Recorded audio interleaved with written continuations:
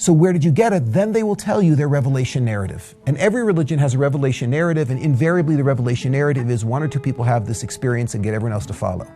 I'm not going to, because of limited time, I'm not going to go through with you tonight, but I did bring this sheet, which is, I think, is the first sheet in your packet. I wouldn't go through it right now because it'll distract you, but how most religions start. It's a sample of, I don't know, a dozen or so religions.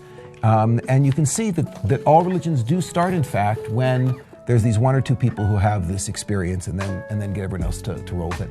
Just to give you some examples of things that you're already familiar with, I'm lecturing now in a Christian country. So most of us here are very, very familiar with Christianity.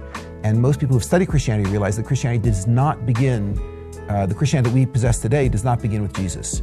Even the Catholic Church, which is the oldest of the churches today, does not begin with Jesus. It begins with Paul.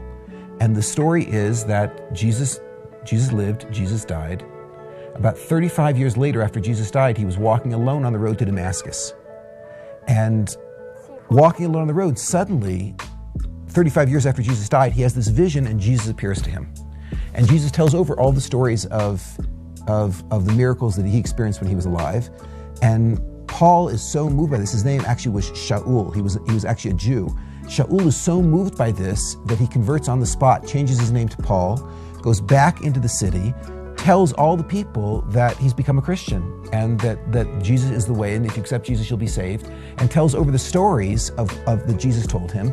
And he then sits down and writes more than half the books of the New Testament, including all of the books of the New Testament that contain the miracle stories about Jesus.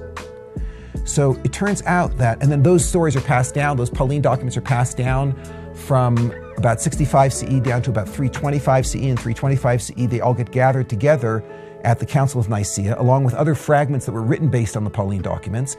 All of those are put together into the New Testament. It's codified into the New Testament, and Christianity is up and running. So it turns out that if Paul told the truth, the whole thing is true, and if Paul lied, the whole thing is a lie. Or if Paul had a trip, or whatever the case is, the entire credibility of the religion rests on Paul. Now, that doesn't mean that Christianity is not true. It just means that the credibility of the religion rests on the credibility of one person. That's the key.